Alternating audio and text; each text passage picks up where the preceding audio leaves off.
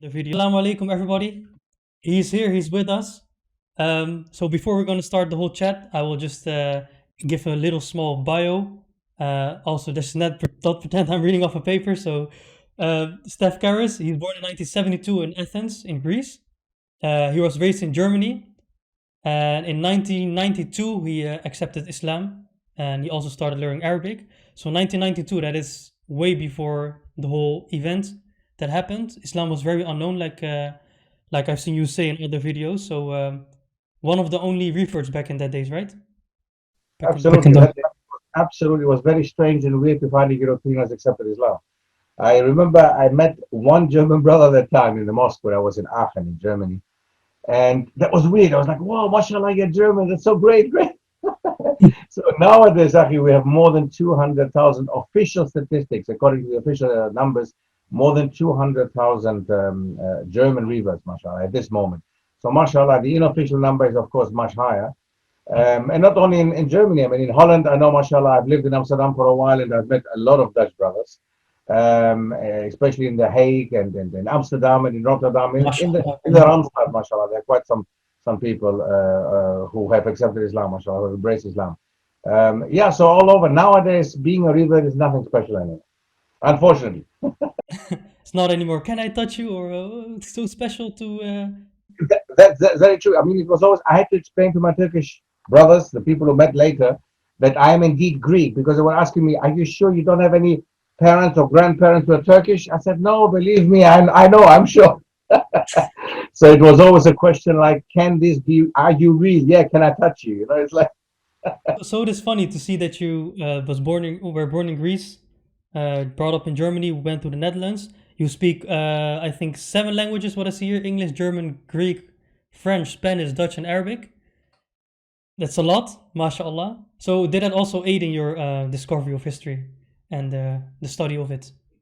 it really, indeed, it did. I mean, it depends a lot what you're busy with. I started when I was doing Romance linguistics at the university. That means I was busy with the Latin-based languages, and I had to automatically, of course, be busy with the Iberian Peninsula, the history, Portugal, Spain, France, Italy.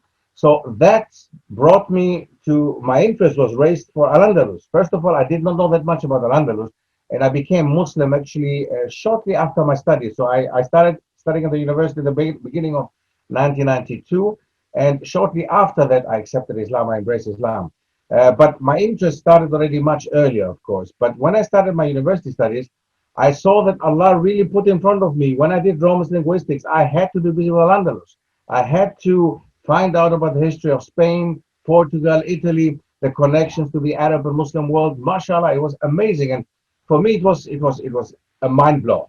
And anytime I went to the library that time, we had a lot of libraries, big libraries, mashallah. We would spend nights in the library.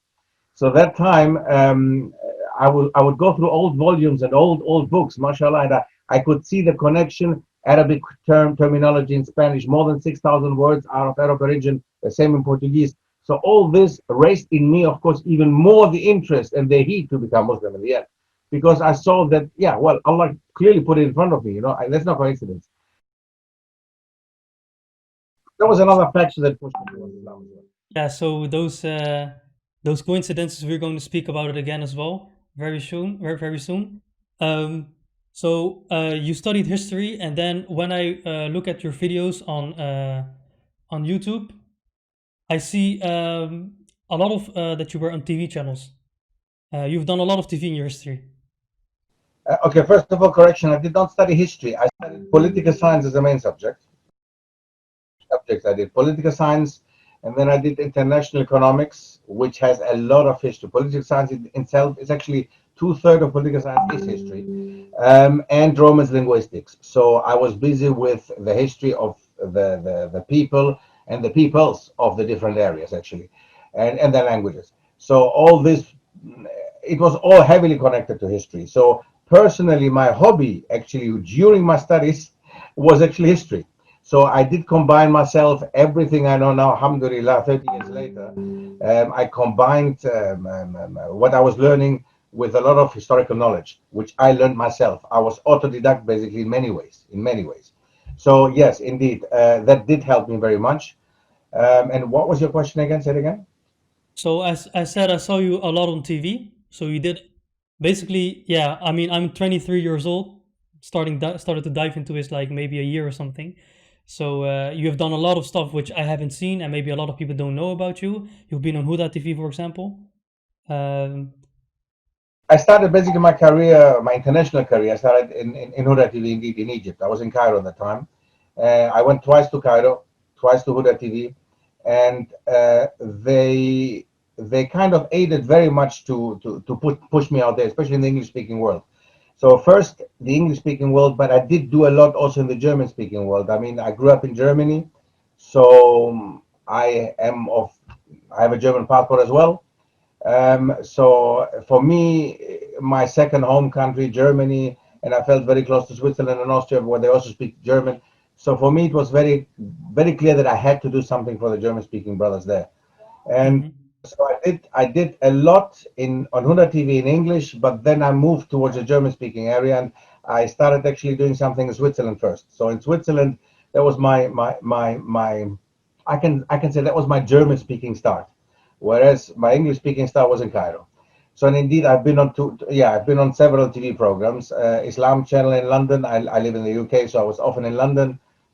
Islam Channel as well, and then Radio Unity FM and several other places. Yeah, and that from that you've kind of shifted to more your own business, actually, more your own brand and your own stuff instead of being a host or being a presenter on a show, for example. That's exactly. That's exactly what I did. After that, I decided myself actually to become independent. I was working for universities. I was a lecturer. I was working for colleges as well. And I decided to actually become independent the last 3 to 4 years. Set up a website, which is simply stefkeris.com, so myname.com. And the website is in German as well as in English. And at this moment, what we're doing is we are selling quite some online courses that we have been doing actually the last couple of years. Islam in Europe, the development of Islam in Europe, the rise of the Ottoman Empire, for example, is a lot of interest now with Ertugrul. I'm sure you know about him. Ertugrul, many people love him nowadays. The Ottoman Empire. So there's a lot of interest there. Yeah. That field, we did a lot in the part of the Ottoman history. So you started to study history, and then your interest in Islam grew. By the way, it grew like yeah, that's a bit Dutch English, but as you progressed into your studies, you started to gain more interest. Well, look, I actually became very interested in Islam since I was 16 years old. Okay, so it started much earlier. My interest in Islam was very early because I did have a lot of Muslim friends who were not very Muslim practicing, as we all know. I mean, we all know the youngsters. We were having fun. We were all going out and everything. But I started getting interested in Islam as a deen. And I realized, and I liked many things that I saw from Muslims. I'd been to the masjid even that time, and I even prayed in the mosque without knowing what I was doing. I was going up, MashaAllah. and I found it fascinating. It really fascinated me. I found the Jumu'ah. I've been on Jumu'ah in Aachen, where I grew up. I've been to a mosque there, an Islamic center, where they were having Jumu'ah, of course, Friday prayer. And every time I was there, I was just following them up and down. I hadn't even learned the Fatiha at the time. So I was just following up and down, and I felt that something was there. And it made me really, subhanAllah, it really opened my heart, mashallah. It was amazing, an amazing feeling, which after 30 years, I must say, I don't really remember everything into details anymore. It has become so normal. It's part of my life now. I'm married now. I have so many children, mashallah. I have 7 children now, so MashaAllah. alhamdulillah. So it has become part of my nature now. I'm a Muslim. So this fitra was already there, but then the history maybe gave you that push to accept it. Yes, absolutely. What it was actually, yes, indeed. It was the dean with a lot of interest in history and politics. What was happening in Palestine that time, I was interested. What was happening in Lebanon that time, in Turkey, and so on and so on. So that in itself, and linking it to what they were telling us at primary school. I used to go to Greek primary school. So in Greek primary school, they were telling us that the Turks were terrible people, these Ottoman Turks, right? They were terrible, and they would rape our women and kill our children. And I was thinking, my best friends are Turks. Can this really be? Is this really like this, that their ancestors were that bad? So I questioned that, and many times I was not I didn't. Well, I asked my teachers, but they would give me, of course, the typical answer. I asked my mother, and she would just tell me, listen, learn first, and then later you can find out yourself. And that's what I did. So I learned first, and then I found out myself that two-thirds of what they were telling us were actually lies. So Alhamdulillah, I'm correcting basically the history that is taught in the Balkan Peninsula, the history that is taught in Greece, in Albania, and Bulgaria, and Turkey. So we're now correcting whatever we have learned, basically, Alhamdulillah. So, that's a good thing I didn't pay attention when I was young because it was wrong anyway. We're here to correct it. So, okay. Okay, so I don't know. Why is it important for me to start to know? Why is it important for me to learn this? A great question, because look, as Muslims, especially as growing up in Europe, we are a minority wherever we are. The majority countries are non-Muslim countries, except of course the ones on the Balkan Peninsula, such as Albania, Bosnia, of course. Mm-hmm. Let's say now in the Benelux countries, in Germany, in Sweden, in Denmark, the majority non-Muslim countries. Many of them even having an attitude towards Islam and the Muslims from up down, basically looking at the Muslims as if we were inferior. But that is not the case. If you look at history and if you look at their development in Western Europe and in North America in general, you find out actually that what participated to make them that big was actually Muslim science and Muslim development, especially in Al-Andalus. So if we know these things, imagine we are running around nowadays. Muslims have become, especially second, third generation Muslims, youngsters in Europe, are running around with a kind of inferiority complex. Let's be honest. They have an inferiority complex. 100% agree, yes. They feel that they are inferior to the higher people who are above them, the Germans and the Dutch and the French and the English. No. No, everybody is better but us because our countries are in a mess. That is true. The Muslim countries are in a mess. But why are they in a mess? Not because of Islam. In the contrary, because they've left Islam. So the point is now we have to understand that exactly, that there is a point. Islam is giving you the power and the might that we once had as Muslims. We had, because of Islam, the power and the might. That's one thing we have to understand. Second of all, identity. History, I try not to use the word history. History actually means identity. Identity. Learn your history in order to understand what your identity actually is. Mm-hmm. If we are running around with an identity problem and an inferiority complex, then we need this history to get our identity out there, to understand who we actually are, were, and will be, inshallah. And this has helped a lot of Muslims in Germany, in Switzerland, in Austria. Mashallah, they're telling me every time, we can't wait for you to come back actually to hear how great once we were and how we can become again. The point is not just to look back in the past, but to learn from the past. This seems like an empty slogan, but the truth is, indeed, if we understand that we have to learn from the past and from mistakes in the past, then inshallah we will become better people again. Yeah, I think also one. Barakallahu feek. You see this? That's service. Need to drink. I know. I just got it actually shortly before my daughter brought.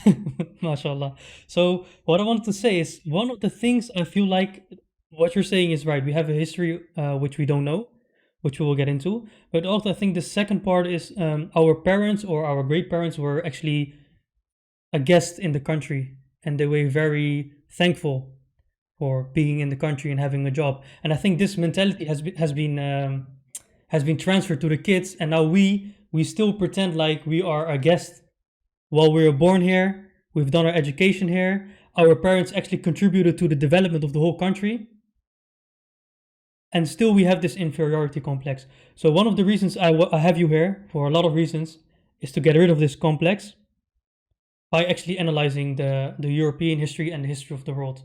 And I think before we get into it, just one thing. I think also your surroundings, the multicultural surrounding you've been brought up into, aided a lot in this discovery, right?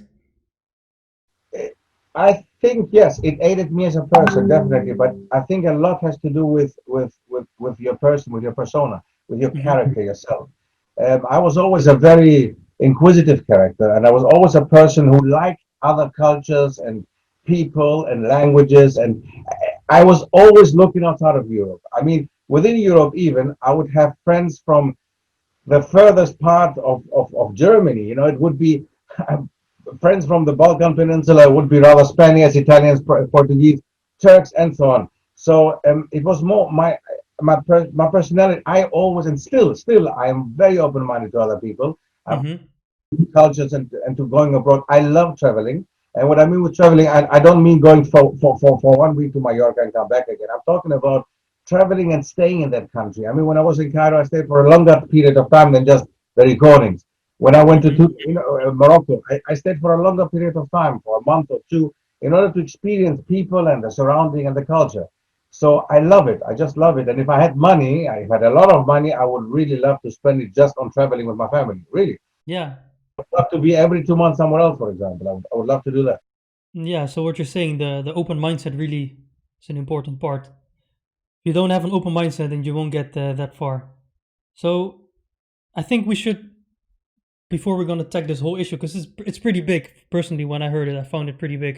Let's just start from the beginning and make a chronological way to where we are now. And I think you often start with the Greeks, right? The Greek philosophy. It depends how you take it. I mean, the Greeks were not, look, the Greeks think that they are the ones who started it. But don't forget that there was Egyptian civilization before, Mesopotamian civilization, Babylonian civilization, Chinese, Indian. And the Greeks love to start with Greece. But what it is Mm-hmm. with Greece, or with ancient Greece, the ancient Greek culture is nothing else but the beginning of European culture. That is pretty true. You Mm-hmm. Ancient Greek and ancient Greek civilization and culture was indeed the womb of Europe, no doubt about it. But not in the world. I mean, the Greeks love to take it out for the world. No, there were other peoples who were living before the Greeks. You know, as I said, the Mesopotamians, Babylonians, Egyptians, they actually participated as much, if not even more, in certain areas in the world Mm-hmm. that the Greeks did. But the Greeks were extremely important for Europe, of course, no doubt about it. And I'm not going to, of course, make it smaller than it is, but not bigger than it really is, as the Greeks love doing it. You know. So indeed, we can start with the ancient Greek civilization in Europe. Of course, they did participate a lot, and the Romans copied a lot from the Greeks later. So when the Romans came, I mean, they even copied the religion from the Greeks. Even the 12 gods, they just gave them a different name. They just gave them Latin names, and everything was the same. So architecture was exactly the same. The temples in Rome, they look exactly like the temples in Athens throughout Greece. So the only thing that the Romans really actually gave Europe was the Roman law, which in itself is as useless as many things that we got in Europe. And I mean, if we look at it, really, how discriminatory this law is towards women, for example. For example, yes. Very important point because they always attack the Muslims, the women's rights and everything. Now, Roman law in these countries in Europe actually imposes itself on women, saying that as soon as a woman marries a man, she has to take his surname over. This is Roman law, and she Mm-hmm. loses her surname. This is something that has in Islam. It's actually she keeps her name. She can have a double barren name. She can have her own name together with her husband's. Yeah. She keeps her own name. Yeah. Whereas in the Roman law, no, in the Roman law, she must take the surname of the husband. So she loses her identity, she loses her individuality. And this is what they accuse the Muslims for. I have to always say, I find it crazy when they accuse the Muslims for exactly that, what they do themselves, actually. Yeah. This is not very known. And I Yeah. don't know if you knew that, but this is not very known. Not many people know about this one. Yeah. Well, I never thought about it. Like when you say like they take the identity of the woman away because they take their last name. Like if you put it like this, I'm like, okay, wow, this is actually pretty wrong. If you think about it. Actually, I was surprised when I learned that in Islam you can change your last name. I was like, why not? What's the problem? So this shift in mentality by knowing the history and everything behind it, it's way easier to put yourself, place everything in context. So yeah, valuable information, very valuable to know. You see yourself how we are influenced by Western mentality and mindset. Yeah. We start doubting ourselves, then you start doubting, your background, as far as I understood, Akhi, is Indian subcontinent, right? Yeah. Yeah, mashallah. I mean, look at this. You're born Muslim, you have the Islamic culture, you know a little bit more about it. So, but you still question this idea of changing the surname. It's crazy. And this is what we are all influenced by that. Everybody. I had actually recently a conversation with my daughters also. My daughters, they've grown up here in the UK. They speak English, of course. They speak different languages as well, alhamdulillah. They also speak Dutch, by the way, mashallah. MashaAllah. Because my wife comes from Suriname originally, so she speaks Dutch to them. So you live in UK, but they speak Dutch, English, and what more? My children, Yeah. Dutch, English. My oldest one also speaks German and some Greek. The others speak some Greek. MashaAllah. So it's really in the genes, Yes, the speaking multiple languages. MashaAllah. I was speaking to them recently about feminism. Now, Mm-hmm. feminism is a big topic. Feminism is a massive topic. And I know in Holland it's actually topic number one. Now, any woman will tell you that it can really blow your mind, right? Any woman in Holland is heavily influenced by the ideas of feminism, but they don't really know what feminism actually is and what it actually means. It's Mm-hmm. a destructive element for family. A family, they want to destroy actually the family structure. And not only for the Muslims, but they want to really keep the family structure of the Muslims. So it is poison for the Muslim mindset to even have one point of feminism taken over. We don't need to. Because if you want to look at feminism nowadays and you compare it to the time of Rasulullah Sallallahu Alaihi Wasallam, Khadija radiallahu anha, Aisha radiallahu anha, they were actually more feminists than the feminists nowadays. If you want to look at the way that Aisha radiallahu anha behaved, but she was given the right and she didn't need to be a feminist in our terminology Yeah. Yeah. 1500 years ago already. Yeah. Both in these countries Yeah. paid until nowadays the same salary for the same work they do like as the men. So this is in itself discriminatory, and this is against Islam. This goes against Islam. So a feminist, and I was telling a feminist actually does not know where they stand. They have no idea actually what they're talking about. They have no idea what they're talking about. And the point of feminism developing in the West simply because the idea of really not doing the same work and not getting paid the same money. This is one of the most important points, and this is a problem that the Western countries have. Until nowadays, there's a clear pay gap. There's a clear pay gap. So that is a problem. But there's a problem. You don't have to become a feminist to see this as a problem. Yeah. Mm-hmm. And as a Muslim, I believe it even more so. Mm-hmm. Yes, absolutely. So yeah, we have been all heavily affected by the mindset, and we need to know that, and that's why history helps very much. If we know, as I just explained, certain rules, certain points that we take for granted in the West, if we understand that this is not necessarily something that in Islam is worse, is actually better, we are not going to praise the West every time for what they do. Yeah. Social system, mashallah, I know so many Turkish brothers and sisters in Germany. They're so happy about being in Germany and getting child benefit, or living in the UK or living in Holland, getting child benefit, child tax credit, for the children, the money that they get. And they say, now our countries, they don't have this. Yes, no, you don't have this. But the one who actually, who brought it into the system, the child benefit, was Umar ibn Abdul Aziz. So if you look back to the Umayyad period even, you will see that actually the idea of social welfare, the idea of child benefit, the idea of tax credit, all these benefits that we have in the West, they don't come from the West. They were already in the Muslim world long before, during the time of the Umayyads, during the time of the Abbasids. So no, we don't have anything to praise here. Everything praiseworthy has been there already, but we don't know it. We don't know it because we don't know history. Yeah. So yeah, that's just one of the many things that we don't know is actually imposed by a Muslim person. Yeah. Also, just growing up for 20 years of your whole life in a system that continuously promotes their own ideology and actually sets aside an important part, which has to do a lot to do with Islam. And I think one of the juicy stuff you always discuss is what has been hidden from us. What is the stuff that we should know about that we didn't get in our history books? Oh my God, where to start, where to end? I mean, we will hopefully speak today, inshallah, introduce some of the points. I mean, what is important for us in Europe to know that there has been Islam in Europe long before our parents or grandparents came to live in Europe. I mean, if you come from the Muslim world, coming from India, from Turkey, from Morocco, from wherever you come from, your parents were not the first ones to come to Europe as Muslims. Islam had been already in Europe long before there was even the idea of Europe, long before there was even the idea of certain countries. Germany is Germany since 1871, but the Muslims in Germany have been here long before, centuries before. The influence of Islam on Prussia, which that time didn't, there was no Germany, it was Prussia. So the influence on Prussia was very big. They even loved the Ottomans at that time.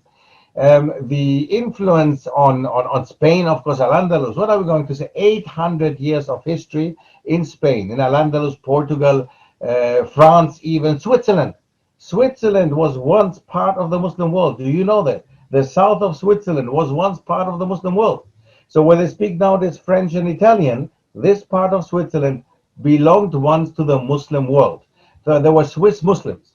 For around 70, 80 years, there was once a Muslim empire up there in Switzerland. So these things are amazing, these facts. We need to know them.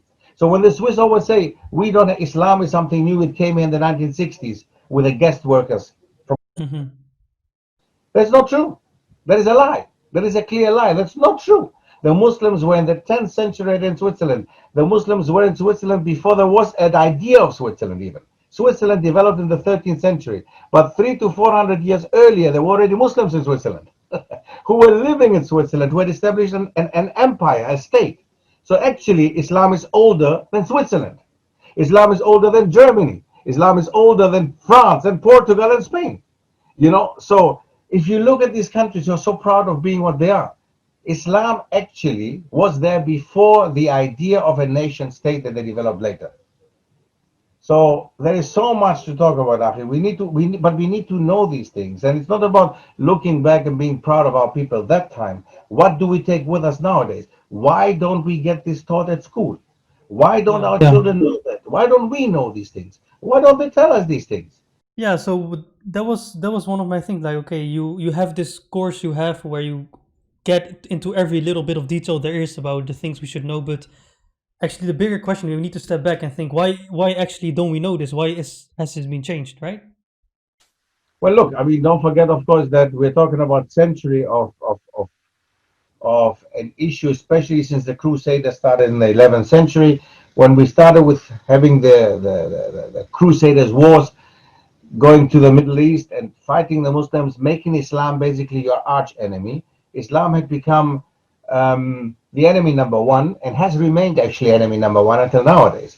So, as the opposing faith, as they say, the opposing to Christianity, the Antichrist, even the devil, all these things that they call the Muslims and Muhammad Sallam and everything that we believe in, this cannot be, it didn't fit in their mindset, in their understanding, that suddenly Islam, the Muslims taught them medicine, that the Muslims taught them astronomy and astrology and archaeology and everything that actually they know in the West. Mm-hmm. Muslims imposed and taught them, not imposed, wrong. They taught them. So the Muslims in, especially Al-Andalus, they taught the Europeans how to develop, and then later Renaissance developed. The Renaissance, as we all know, the Renaissance developed in Europe because of ideas coming from Al-Andalus, coming from the Muslim world. So without the Muslims, there would have been no Renaissance. Without the Renaissance, there would have been no modern Europe. There would have been no industrialization. There would have been no French Revolution. And the French Revolution actually fought Christianity, not religion in general. It was not Islam. They fought Christianity. So this hate towards Islam is actually a confusion of Christianity and religion itself, right? Absolutely, absolutely. The dislike, because there are many Christians in Europe who dislike Christianity. Many Christians who know that Christianity kept them back. The Middle Ages were called the Dark Ages in Europe, but the Middle Ages in Al-Andalus were the golden ages of the Muslims. Mm-hmm. The Christians were ruling in Europe, the Middle Ages. Yeah. That was the Dark Ages. The Dark Ages, the darkest ages at all. And they know that. So there are many Christians who don't want to deal with Christianity, but what they do then, they put everything into one basket and they just tell you all religions are the same. So we don't want Christianity, but we don't want Islam either. We don't want nothing to do with religion. So let's kick out Islam, let's kick out Christianity, let's kick out everything. And this is why secularism has developed. We have now secular governments nearly all over Europe with a light traditional Christianity. But the idea is basically, let's stay secular, then we are liberal, then we are free to think, we are free to develop. Yes, because otherwise you're in shackles of Christianity.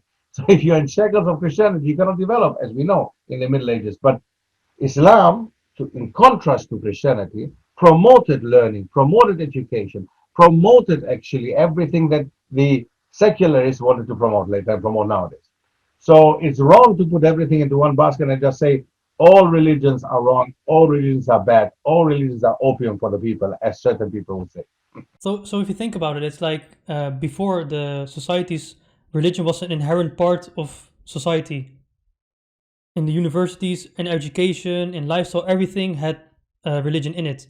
And then if you compare Christianity to Islam, Islam actually grew scientifically, and they progressed actually. And Christianity actually was they prevented people from doing research. And now they got rid of both, and they think, okay, now we're doing better because there's no religion. But the problem is they actually also got rid of Islam, and now they think with every religion is bad, right? Absolutely. I mean, in short, as you put it quite right. Um, Very brief summary, actually. Yes, the idea now is they got the help and the aid and the support from the Muslims. Mm-hmm. Even the Muslims in Al-Andalus even brought old Aristotelian philosophy. They brought ancient Greek thoughts and Roman thoughts over to Europe back again because they were lost. This literature was lost. We wouldn't have known anything about Aristotle, Plato, and Sophocles nowadays if the Muslims in Al-Andalus hadn't translated their work, hadn't brought over their work. So we would have never known anything about them. So we owe the Muslims a lot, as Greeks, definitely. That's what I keep telling my compatriots. I tell them, listen, brothers, don't think that the Muslims in Al-Andalus, for example, destroyed or were not interested in Greek philosophy and thought. They were, but everything that they did, they saw it within the framework of Islam. So whatever they did, philosophy is a massive topic, and there's a lot of things in philosophy that as Muslims we cannot accept. But there are many things that we have to accept within the framework of Islam. There's nothing wrong. Mm-hmm. We cannot accept certain types of Aristotelian philosophy. We cannot accept certain things that Plato and Sophocles said because it's not part of the Islamic framework, which is the framework of Allah, of God, who created this planet. So that's why. But it's not that we are against philosophy. It's not that we as Muslims are against whatever comes from the West, because don't forget the idea of papyrus. Papyrus comes from Egypt. The compass came from China. It was not the Muslims brought the compass to Europe, to Spain, and that's why Christopher Columbus ended up in America later. Mm-hmm. So basically, the idea of the compass was not a Muslim idea, but the Muslims brought it to Europe, and they took it from China. The same like the number zero. The numbers that we call nowadays Arabic are actually Indian numbers. Okay, so the Muslims took them from India. Yeah. So there was nothing wrong that time. The Muslims took that time, whatever they could, because they knew the framework of Islam was extremely big. The problem we have nowadays is that our youngsters, especially, who want to come back to Islam, mashallah, they have this zeal of coming back to Islam, of wanting Islam, but MashaAllah. Islam is so small. So their framework is very small. It's not as big as our ancestors had it. They don't know Islam well, and they don't study Islam. They cannot understand Islam if they haven't studied it. They haven't And they feel like they're doing something very new, but it's not that new. Yeah. this one. They do things, they tell you everything is haram. Everything haram. It goes that far. It goes that far that certain people even don't have alcohol at home. Alcohol for disinfection. Alcohol was invented by the Muslims, as the name itself says. Alcohol. It was invented by the Muslims for disinfection. So nowadays there are Muslims who go crazy, like, wow, you shouldn't have alcohol at home. Yeah, okay, what are you talking about? No, not drinking it. Lack of context. Yeah. That's it, you understand? MashaAllah. So, because their framework is very small. That Yeah. you have to put their framework, make it bigger. And I that's think it also gives you a stronger backbone when you know your stuff, right? You know the history, you know the surroundings. So when somebody challenges you, you know it. yes, you're ready to fight. Absolutely. Identity. You know what I mentioned before? History is more than history, it's identity. So you're ready. When somebody comes out there, you're right. When somebody comes and challenges you with a hijab, why are you wearing this thing? Take it off. Or somebody comes and ridiculizes you because you're praying, or because whatever, your looks or whatever. So you can say, listen, I don't know what you're talking about, but hey, you want to discuss issues with regards to Islam in the West, Islam in Europe, Islam, and as Let's a start. Yeah. subhanallah, it's massive, massive. I've had Yeah. discussions like this, and at the end, most of the times, at the end, people who can think, they are just prejudiced. They understand that, yeah, we had the wrong mindset. We have to know more about it. Many people actually thank me at the end. But of course, there are some people out there who just have Yeah, and the prejudice, of course, yes. yeah, so also we are always used to being defensive in every case, but now we they have never of they the Christians have never been in a position where they have to explain to us from why did you do this, why is that. So that's a very interesting point. I want to actually talk about the period just before we got rid of Christianity, or they got rid of Christianity, and speak about, for example, stuff like how Islam translated stuff, but Christianity actually not translated it, but changed it in the way they like to do it. And I also heard you speak about inherent racism in their Christian beliefs. So maybe you can speak a bit more about that, so people know why currently they hate religion so much. SubhanAllah, there's so much. But okay, look, with regards to, if you look at the system, I mean, especially being in Holland, look at South Africa. Hmm. It was once a colony from the Dutch. I mean, the apartheid system, apartheid is a Dutch word. The Dutch settlers actually invented the system until recently, which was segregation. Segregation between black and white and other ethnic minorities. Now, what did it actually mean? Why the Dutch settlers invented the system, the excuse for that was actually the passage in the Bible that talks about the two sons of a certain prophet, the one called Sam and the other one Ham. So now the Hamites who came after Ham, the descendants of Ham, are nowadays what are the black people, the Africans. And the Semites are the Jews and the Arabs. So now they say that Ham saw his father naked. After he got drunk, he saw his father naked. And because of that, God cursed him and his descendants. Imagine that. So because of that, Ham and his descendants, that means the Africans, are all cursed because Ham saw his father naked, and from that time on, they are supposed to serve Sem and the others. So that means for that purpose, black people are nothing else but soulless animals who can be treated the way that they were treating them for the last 300, 400 years. And you're living in Holland, you know very well what I'm talking about. You know people from Suriname and from the Netherlands Antilles and from other parts of the world, how they treated actually black people that time. The Dutch played a very big role in the slave trade, and this mentality and ideology that they were working on was a racist but pro-Christian ideology until recently. So the apartheid regime was built on a passage in the Bible which they interpreted in their way, which again, this passage is not true. I mean, according to the Quran, that didn't happen. Yeah, but so it's their interpretation of Christianity, or before it was even called Christianity, because originally Christianity was, of course, just Islam, the same ideologies.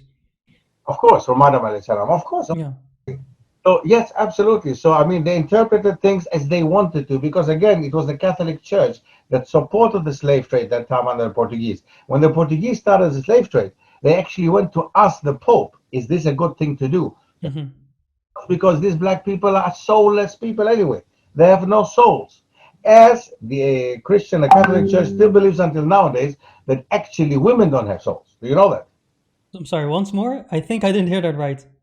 The Catholic Church believes it's part of their dogma that a woman actually does not have a soul. That is still happening. That is part of their dogma of the Catholic Church. Wow. The same, this goes back, of course, then other people, inferior people, such as black people, of course, in their eyes and in their mindset, for them, everybody else, of course, is soulless as well. So we can treat them as we treated them, as animals, right? Hmm. Hmm. This all racism is a very strong part of Christianity, very strong part of Christianity, and has played an important role to justify slave trade, to justify colonialism later, to justify the way that they were treating other people who were not Europeans until nowadays. So all this plays a very, very important role. And don't forget the Spaniards, or the people on the Iberian Peninsula, they used to call the Muslims not Muslims but Moros, Moors. So that means actually the word Moro comes from the word Mavros in Greek, which means black. So they were black people. So for them, they were basically just saying these African Muslim invaders, they came to us, white European Christians, Hmm. and wanting to actually kill us and get rid of our culture. That's what the narrative has been since that time set up like this, and it's until nowadays there. Until nowadays, they tell you basically anybody who is non-European, anybody who's non-white, according to them, whatever this might be, everybody who's non-white is actually an invader, is a barbarian. The word again, you see, that comes from the ancient Greeks, is a barbarian, is somebody who has no civilization, no culture, is inferior to us. So this has remained until nowadays. This has remained until nowadays. So it's funny to hear you speak about Europeans when you're yourself like you're more European than it can be. I mean, I'm double European. I'm German and Greek. Yes, yes, yes. oh, there it goes, double European. So I want actually to highlight a statement you made, and when I heard it, I actually laughed out aloud. Is you said, but you can say like, okay, maybe there was a different time, but you said if Shaitan had a race, it was European. I did say that. Where did you hear that? I don't remember. I was just checking a podcast of one of yours, like I think this morning, right? And I laughed so hard. I was like, this guy is so European as it can be. And then he says something like this. I have to know the thought behind it. No, but the thought behind it is very simple. You remember when Allah created Adam alayhi salam, and he asked Shaitan to basically bow in front of him. What did Shaitan say? You Yeah. want me to bow in front of somebody who you created, I'm paraphrasing of course now, who you created out of dirt, out of the earth, whereas I'm created out of fire. So I'm better than him. That is a racist thought. That is a typical racist thought. I am better than him because I'm created out of fire, he's created by dust. So that actually means that's the idea that a racist has nowadays, anywhere in Europe, in the world. A racist says he's better because of the color of his skin, because of his background, or whatever he happened to be. Okay, so that's why I said, when I say these things, I firmly believe that I think if you look at the Shaitan, he must have been European. He must have been the first one. So, Yeah, so it's this combination of our inferiority and what's the opposite of it again? I forgot the word, but superiority, of course, of the European. So so you have a whole course which not only focuses on Europe but also other parts of the world, right? yes, there are 4 courses. We don't offer them yet all. We're still busy with recording them, but Okay. some in Europe. So we are offering the one in Europe. Mhm. And we're going very deep into everything I told you now. We speak about France, we speak about Switzerland, Italy, Malta, Greece, Spain, Portugal. So all these countries we're going deeper into them. Explain, of course, their background, their connection that they have with the Muslims, because the Muslims were there long before, as I said, and explain the connection, explain the history actually of the Muslims from long before up to nowadays. Actually, Yeah. that's Europe. That's a course about Europe. There is another course which is coming very, very soon, inshallah, Islam in Africa, which I find personally extremely interesting. I love the continent of Africa. Mm-hmm. There again, because people always keep saying it's spread by the sword. Now, if we look at how Islam really spread, for example, in Africa, you will see that actually people from North Africa, African Muslims themselves, went to trade with West African Muslims. So when they were trading in West Africa, in countries such as Ghana, Nigeria, Senegal, Sierra Leone, when they were trading with them, they accepted Islam because of the way that these traders were. They were good people, wise people, Honest. honest people. So the same what happened in Asia. So there is nearly no country, nowhere can you show me that Islam spread by the sword. There were fights and battles, but that's not how Islam spread, because you cannot spread Islam by the sword. Nobody can be Muslim by force, because being a Muslim means you adhere to the 5 pillars of Islam. And if you do them, then you're not a Muslim. So I cannot make somebody pray 5 times a day. I cannot make somebody give zakat. I can't somebody to send him for Hajj. I cannot do that. So it has to come really from yourself. So nobody can be forced to be Muslim. So nobody was forced to be Muslim. And definitely Islam was not spread by the sword. And that's what we're trying to educate people with. These courses are trying to tell you actually this narrative, Islam was spread by the sword, is the biggest lie ever in history. That's the biggest lie ever. So that's the idea of the courses. There are 4 courses. One is at this moment, you can still find it on my website. It's in English and in German, Islam in Europe. And as I said, soon the other one, Islam in Africa, is coming next. After that, inshallah, we're going on with Islam in Asia and Oceania. Mm-hmm. Okay, really, they're also in Australia. Long before Captain Cook, long before the British arrived in Australia. Really? There were whole Muslim villages in the in the Northern Territories in Australia. If you look at the Australian map, you see that in the north there is a certain part is called Northern Territories, and these are very close to Indonesia. Indonesia was already a Muslim country at that time, and Indonesians were trading very strongly actually in the Asian area before they became part of the Dutch Empire. So they already had contact with Australian Aborigines, and many Aborigines accepted Islam. So it's known that actually when the British arrived in Australia and they went to the Northern Territories, the first thing they did, they got rid of all Muslim villages and killed all Muslim people that they found there. And it was a lot of Muslims who were living in villages at that time, and a lot of villages that they actually destroyed totally. So their hatred was not only a racist hatred, but it was also an Islamophobic hatred at that time. You know? So they hated the Aborigines being black, but they also hated them being Muslims. So subhanallah, you know, I mean, this is an amazing part of history. Amazing.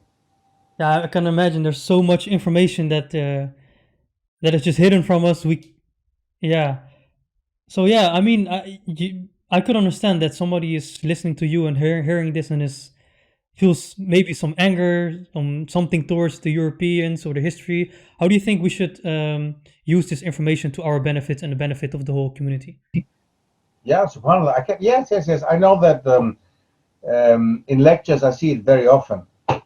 Youngsters, for example, sitting in the back, they're like, "Oh, totally heated up, like let you know." I said, "Hey, easy. This is not the information I give you. I don't give you to hate, start hating Europeans or start hating white people or whatever, you know, because I would put myself in trouble as well."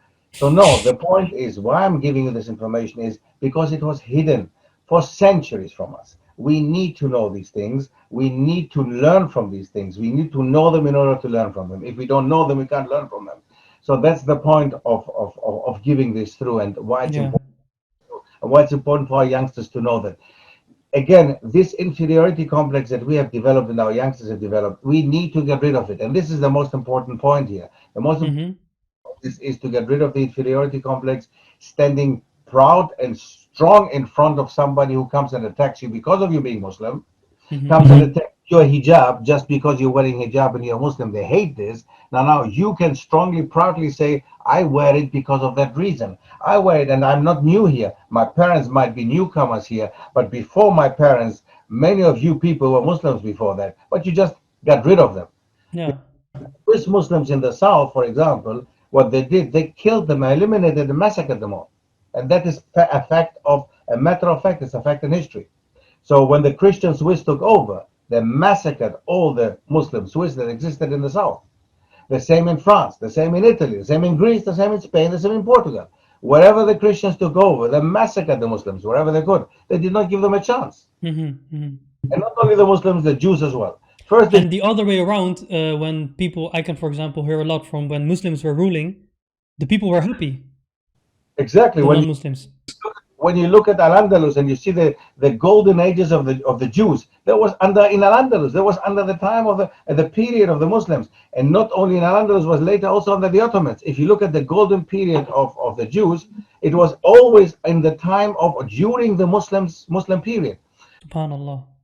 Jews, I mean, the so-called pogroms did not happen in any Muslim country. They happened in Germany, in Sweden, in the UK, in France. Pogroms were initiated by the Christian church or by Christians themselves against the Jews and against the synagogues. Mm-hmm. On fire never happened in the Muslim world. So this so-called anti-Semitism nowadays is a political issue. It's not Yeah. it goes back to Islam. No, they're Ahl al-Kitab. We're not supposed to behave the way the Christians behave towards them. So there was a time that they even got rid of Jews in certain countries. In this country, in the UK, for around 200 years, there were no Jews. They were not allowed to be here. So they had to leave the country and came back later again. So these things never existed. That never happened in the Muslim world. Never. So that's why it's important, again, to know. These things we need to know because we are accused at this moment as Muslims of being anti-Semitic.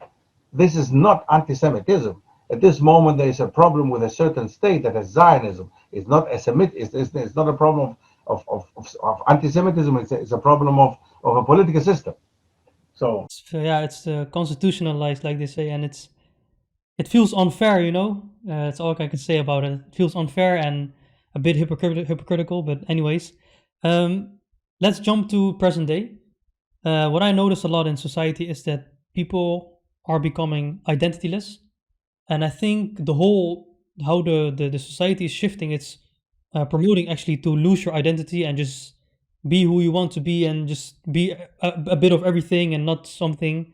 So when I see people who don't know where their grandparents are or where they come from or don't speak their own native language, when their parents do, or when you ask them, okay, what are you, where do you come from, and they don't have an answer, I actually feel quite bad for that person, because personally I can really understand why something like that is very important.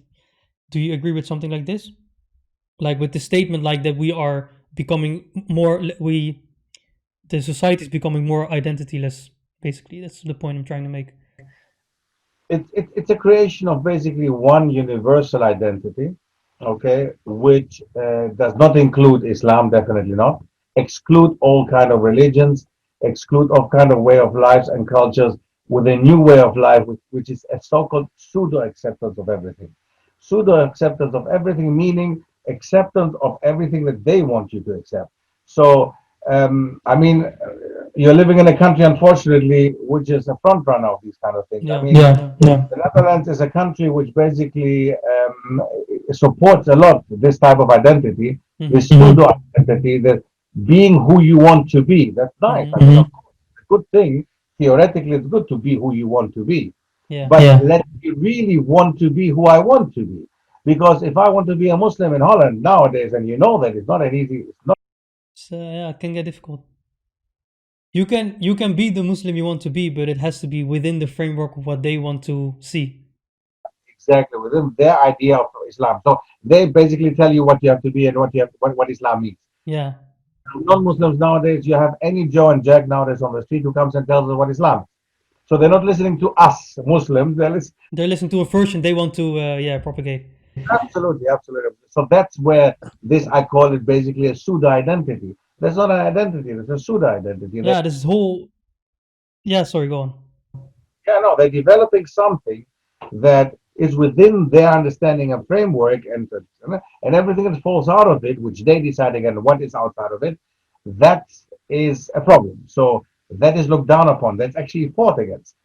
So it is a problem. Yes. Yeah, and it is like this delusion of we accept everything, but when you ask, it's like, okay, we don't want it that way, and also we want no religion. But if you really look at the term religion, what it means is to worship something, and they don't worship a god. So this religion they are propagating is the worship of something else, right?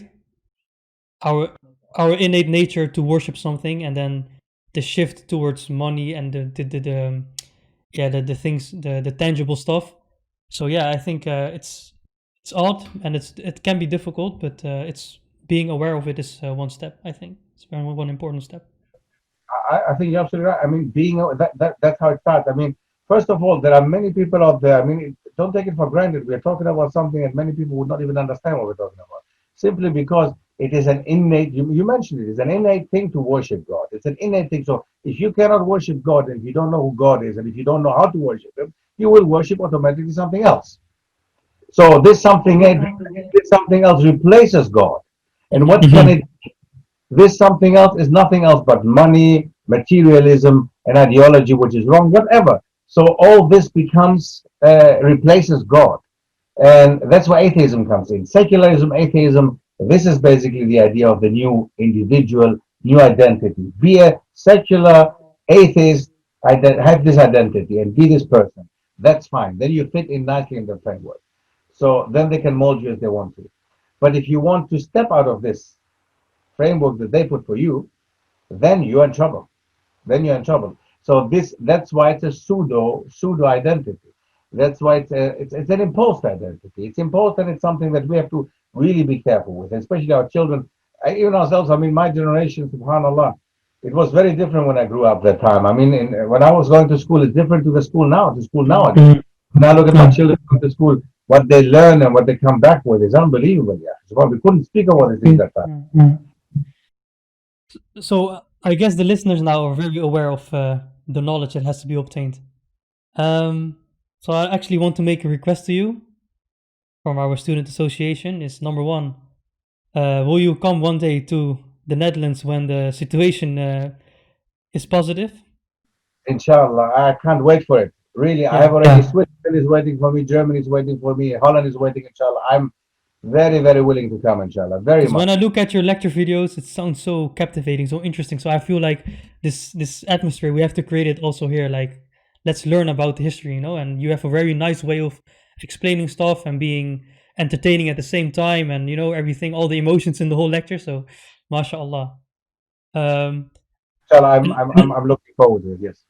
And maybe you can arrange something special for the podcast watchers as well, relating to your online courses. Yes, we can, of course. I mean, the ones who are listening to us now, let them contact us. We can arrange a small discount, inshallah. No problem. We can arrange. MashaAllah, you heard, guys. So, girls and guys, the book, The Islamic History of Europe. I mean, this book here, mashallah, everything we're discussing, everything we're talking about is on my website. So whoever wants to get it, purchase it, inshallah, at this moment. We got it at this moment for. So it's stefkeris.com. Guys, send an email. Say you're from Student Association Salaam, and our friend here will be lenient. MashaAllah. So yeah, there's so much discussed, and I feel like we have really touched only the tip of the iceberg of the whole. We discussed nothing. It was. I feel bad. Just a very short conversation, basically. No, there is so much still. I mean, but that shows you also the ignorance that has been developed nowadays. You show that we don't know anything. We know nothing. That everything that is taught, that has been taught, you think you're an educated man, you come from university, you have done your 12, 13 years of school, you should know something. But you realize that you really know so little that you really have to, after school, actually re-educate yourself again. Rewire the whole, yeah. Absolutely. After university, you have to re-educate yourself again. So, subhanAllah, I really wish that we have the chance, inshallah. I like Eindhoven, actually. I've been to Eindhoven several times, but I never had. Yeah, you have a whole Dutch part of you, right? Yeah, well, I as I said, I lived 5 years in Amsterdam. Yeah. I was a lot in the Randstad. So I was in Utrecht, I was in Rotterdam, and I had the chance. I even flew from Eindhoven, I remember once. So it's close to Aachen. I grew up in Aachen, at the border immediately.